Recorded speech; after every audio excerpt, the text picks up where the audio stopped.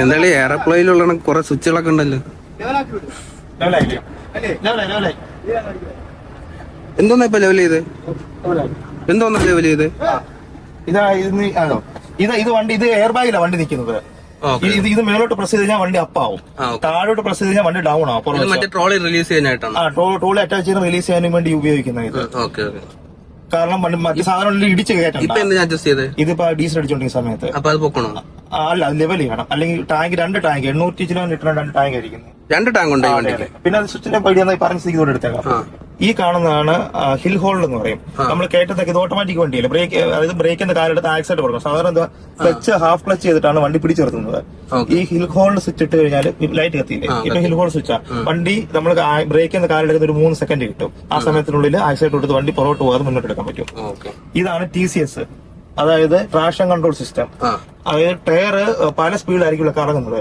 അത് ചെറുതായിട്ട് ബ്രേക്ക് ചെയ്ത് കൺട്രോളിലാക്കും. ഒരേ സ്പീഡിൽ ബാക്കിലത്തെ ട്രോളിയിലേക്ക് ടയർ കറക്കാൻ. ഇതാണ് ഡിഫറൻഷ്യൽ ലോക്ക്. ഈ സ്വിച്ച്, അതായത് 2 വീലും ലോക്ക് ചെയ്തിട്ട് ഒരേ സ്പീഡിൽ റൊട്ടേറ്റ് ചെയ്യിക്കും.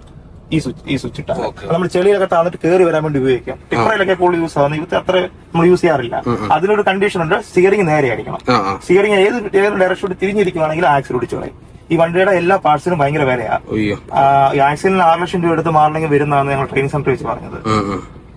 പിന്നെ ഇതിന്റെ നമ്മുടെ സാധാരണ ഉള്ള തന്നെ ഇതിന്റെ റീജനറേഷൻ സ്വിച്ചാണ്. പിന്നെ AC ഉണ്ട്, ഫുള്ള് ഇതിനകത്ത് മ്യൂസിക് സിസ്റ്റം, ഫോണെല്ലാം കണക്ട് ചെയ്യാം.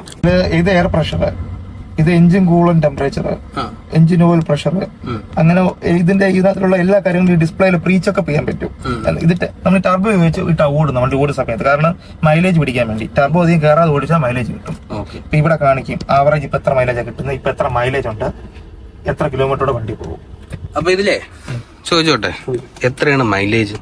വണ്ടി ഓരോ വണ്ടി വിളിക്കും, പഴക്കമൊക്കെ വ്യത്യാസമായിട്ടിരിക്കും. 4, 10, 5 ആ ഒരു റേഞ്ചിലൊക്കെ മൈലേജ് കിട്ടും വണ്ടിക്ക്. അപ്പൊ ഇത് BS6 മോഡൽ എത്ര വർഷം?